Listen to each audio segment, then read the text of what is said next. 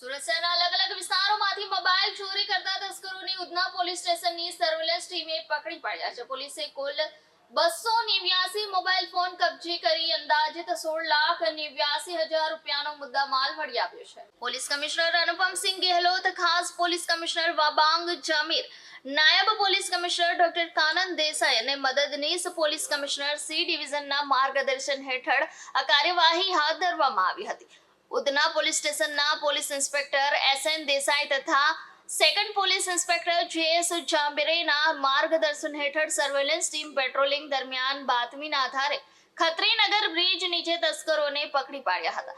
આ પોલીસે કુલ 3 આરોપીઓને કાબૂમાં લીધા છે. આ ત્રણેય આરોપીઓ ડિંડોલી વિસ્તારમાં રહેતા હતા. પોલીસ પૂછપરછમાં ખુલ્યું છે કે તેઓ સુરત શહેરના વિવિધ વિસ્તારોમાં ભીડ ભરેલા સ્થળોએ તથા બીઆરટીએસ બસોમાં મુસાફરી દરમિયાન લોકોના ખિસ્સામાંથી મોબાઈલ ચોરી કરતા હતા. પોલીસે આરોપીઓ સામે કાર્યવાહી હાથ ધરી છે. ઉધના પોલીસ સ્ટેશન વિસ્તારમાં વિવિધ જગ્યાએ જ્યારે મોબાઈલ ચોરી થતી હતી અને પોલીસ સ્ટેશનમાં એફઆઈઆર અને ફરિયાદ દાખલ થઈ છે, ત્યારે અમે લોકોએ ઓનલાઈન પણ ટ્રેસિંગમાં સીઆર પોર્ટલ પર મૂકેલું છે અને લોકલ બાતમીદારોથી પણ માહિતી મળેલ હતી કે જે રવિ રૂમાલભાઈ રાજનર, જેઓની ઉંમર 31 વર્ષ છે, જેઓ છૂટક મજૂરી કરે છે, ઝુંપડપટ્ટી નવાગામ ડિંડોલી સુરત શહેર ખાતે રહે છે.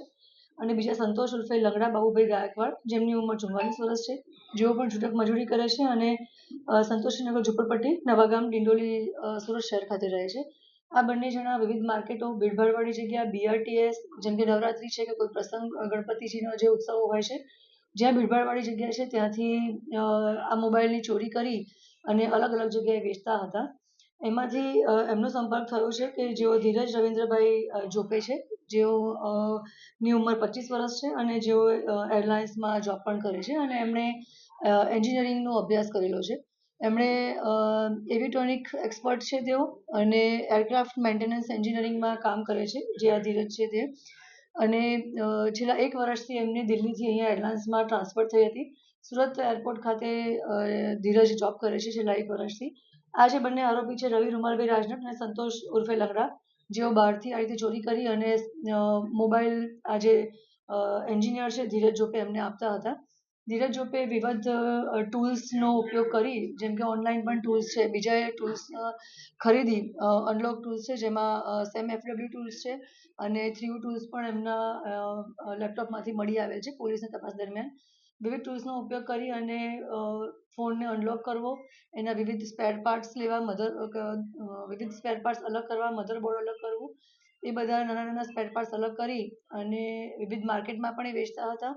અને કોઈ ગ્રુપ હોય, વોટ્સઅપ ગ્રુપ્સ, જેમાં કોઈ પોતાની ડિમાન્ડ મૂકે કે મારે મોબાઈલનું આ સ્પેર પાર્ટની જરૂર છે કે મધરબોર્ડની જરૂર છે કે બીજા કોઈ સ્પેર પાર્ટની જરૂર છે, તો એનો કોન્ટેક્ટ કરી અને આ ધીરજ ઉર્ફે રવિન્દ્રભાઈ જોપે છે એ એમને પ્રોવાઈડ કરતા હતા.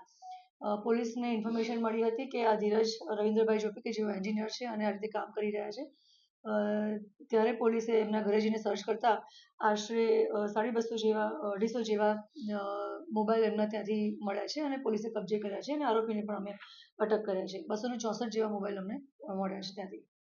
સાહેબ, આ જે છોકરો છે એરપોર્ટ પર નોકરી શા માટે આ પ્રકારનું કરતો હતો અને એને આ વિચાર ક્યાંથી આવ્યો? પ્રાઇમરી ઇન્વેસ્ટિગેશન્સમાં જ્યારે આરોપીને પૂછપરછ કરી, ત્યારે એનું કહેવું એવું છે કે જે રીતે એણે એન્જિનિયરિંગ કર્યું છે અને આ રવિ અને સંતોષના કોન્ટેક્ટમાં આવ્યા હતા અને એમને ફાઇનાન્શિયલ ઇશ્યુઝે ડીલ કરતા હતા. એજ્યુકેશન માટે પણ એમને પૈસાની જરૂર હતી. ઓલરેડી તેઓ એન્જિનિયર છે, પરંતુ એમને પૈસાની જરૂર હોવાથી એમણે આ કામ કર્યું હતું એવું જણાવે છે. સાહેબ, આઈફોનને સૌથી સિક્યોર માનવામાં આવે છે, તો આ આઈફોન કેવી રીતે અનલોક કરી નાખ્યો? કેટલા રૂપિયા એની પાછળ લેતો હતો? રૂપિયા કેટલા લેતા હતા એ વિવિધ ડિફરન્ટ જેવી લોકોની જરૂરિયાત હોય એ મુજબ એમની પાસેથી પૈસા લેતો હતો. પરંતુ આઈફોન અનલોક અને સેફ હોવા છતાં પણ જે મેં કહ્યું એમના ટૂલ્સ છે, એ ટૂલ્સની સાથે કામ કરી અને પછી ટૂલ્સથી અનલોક કરતા હતા.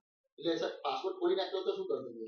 પાસવર્ડ ખોલી નાખવા માટે થઈને જે મેં કીધું એ ટૂલ્સનો યુઝ કરી અને મોબાઈલનો પાસવર્ડ ખોલી અને પછી આખું હાર્ડવેર પણ એ અલગ કરી અને સ્પેર પાર્ટ્સ અલગ કરતા હતા. મેમ, એક એરપોર્ટમાં કેટલો પગારદાર હતો અને એને પછી આ પ્રકારે કામ કરતો હતો? એન્જિનિયરિંગ છે અને એન્જિનિયર છે પોતે અને લાંબા ટાઈમથી જોબ કરે છે, એટલે અરાઉન્ડ 50 થી 60 હજાર જેવો એમનો પગાર છે. દિલ્હીમાં પણ હતો? હા, એની ટ્રાન્સફર અહીંયાથી પહેલા અહીંયા જોબ કરતો હતો અને ત્યાંથી દિલ્હી એમની ટ્રાન્સફર થઈ હતી અને દિલ્હીથી પાછો અહીંયા છેલ્લા 1 વર્ષથી એપ્રિલ 2024થી એ સુરત એરપોર્ટ પર કામ કરે છે. સાહેબ, ચોરોની અને આ જે એમની છોકરો છે એની મુલાકાત કેવી રીતે થઈ? બહુ ટાઈમ પહેલાં જ્યારે એક વર્ષ દિલ્હી એમની આરોપીની જે ટ્રાન્સફર થઈ એ પહેલાં જ્યારે એને જરૂર હતી સેકન્ડ મોબાઈલની ત્યારે એ ત્યાં માર્કેટમાં ગયો હતો જ્યાં સેકન્ડના મોબાઈલ મળે છે અને એ માર્કેટમાં જ એને આ રવિ રૂમાલ રાજન અને સંતોષ ઉર્ફે લંગડા બાબુભાઈ ગાયકવાડની મુલાકાત થઈ હતી. એટલે આ જો અનુરોધ કરતો તો કોઈ ઓફિસ હતી કે પછી એરપોર્ટ પર બેસીને કરતું હતું?